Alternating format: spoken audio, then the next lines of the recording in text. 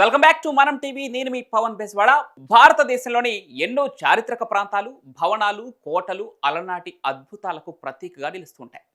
ఘనమైన చరిత్ర గల మన భారతదేశంలో ఇలాంటి ప్రాంతాలు ఎన్నో ఉన్నాయి. అయితే ఇవి పర్యాటకులను విశేషంగా ఆకట్టుకుంటున్నాయి. వీటిలో శనివర్వాడ కోట కూడా ఒకటి. కానీ ఈ కోటలో అడుగు పెట్టాలంటే గుండె ధైర్యం ఉండాలి. ఎందుకంటే పగలంతా ఎంతో అందంగా కనిపించే ఈ కోట సూర్యాస్తమయం తర్వాత శ్మశానాన్ని తలపిస్తుంది. అవును, పౌర్ణమి వచ్చిందంటే చాలు ఆ కోటలో చుట్టుపక్కల ప్రాంతమంతా నిశ్శబ్ద వాతావరణం నెలకొంటుంది. అక్కడికి వచ్చే పర్యాటకులను కోట పరిసర ప్రాంతాల్లోకి వెళ్ళవద్దని స్థానికులు హెచ్చరిస్తారు. ఎందుకంటే నిండు వెన్నెల్లో అక్కడ ఏవేవో అరుపులు, ఆకారాలు తమకు కనిపిస్తూ ఉంటాయని, అటుగా వెళితే అవి వెంటాడుతూ ఉంటాయని అక్కడి స్థానికులు చెప్తున్నారు.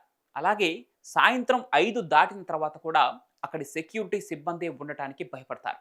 ఎందుకంటే వారిలో చాలా మందికి వింత అనుభవాలు ఎదురయ్యాయి. అసలు ఆ కోటలో ఏం జరిగిందో తెలుసుకోవాలంటే ముందుగా ఆ కోట చరిత్ర గురించి మీరు తెలుసుకోవాలి. మహారాష్ట్రలోని పూణే నగరంలో ఉన్న శనివర్వాడ కోట భయానక మిస్టరీలతో ముడిపడిన ప్రదేశం. ఒకవైపు శిల్పకళ, చరిత్రపరంగా గొప్పదైన ఆ కోటలో రాత్రి వేళలో ఎంతో భయంకరంగా కనిపిస్తూ ఉంటుంది. ముఖ్యంగా పౌర్ణమి రాత్రులు వచ్చాయంటే స్థానికులకు వణుకు పుడుతుంది. ఈ కోట చరిత్ర 18వ శతాబ్దానికి చెందింది.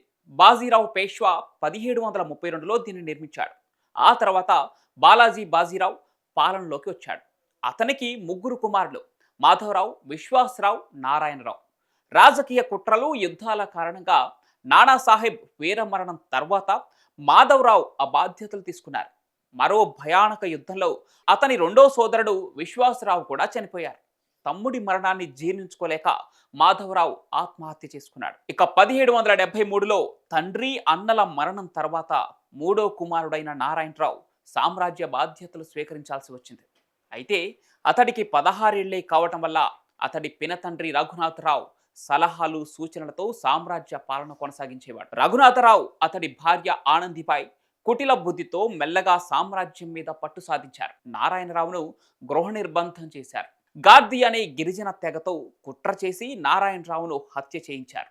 ఈ హత్య మారణ హోమంలా మారింది. నారాయణరావును చంపి శరీర భాగాలను నదిలో పడవేశారు. అయితే ఈ ఘోర ఘటన తర్వాత శనివర్వాడ కోట చుట్టూ అనేక మిస్టరీలు మొదలయ్యాయి.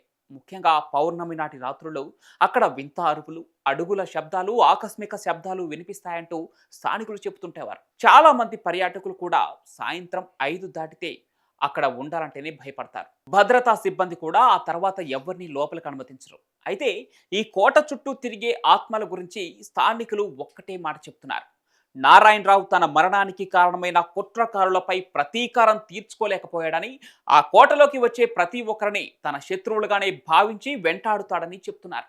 అలాగే ఆత్మ తనకు జరిగిన అన్యాయానికి బలమైన గుర్తుగా అక్కడే తిరుగుతోందంటున్నారు. పౌర్ణమి రాత్రుల్లో కోట సమీపంలో ఏదో రహస్య శక్తి ఉందని, చిన్న వయసులోనే హత్యకు గురైన ఆ బాలరాజు అరుపులు ఇంకా ఆ కోటలో వినిపిస్తాయంటూ చెప్పేవారు చాలా మంది ఉన్నారు. కొందరు వ్యక్తులు ఈ కోటలో జరిగే వాటి గురించి తెలుసుకోవాలనుకున్నారు. కానీ వారు మళ్ళీ తిరిగి రాలేదు. అసలు వాళ్ళు ఏమైపోయారో కూడా ఇప్పటికీ రహస్యంగానే ఉంది. అయితే ఈ కోటలో నిజంగా ఆత్మలు ఏవైనా తిరుగుతున్నాయా, అక్కడ దారుణంగా చనిపోయిన వారిని ఎవరైనా చూశారా అనేది ఇప్పటికీ ఒక మిస్టరీగానే మిగిలిపోయింది. ఇక ఇటువంటి భయంకరమైన కోట గురించి మీ అభిప్రాయాలను కూడా కామెంట్ల రూపంలో తెలియజేయండి. ఇలాంటి హిస్టారిక్ ప్లేసెస్ మీకు తెలుసుంటే కామెంట్లలో తెలపండి.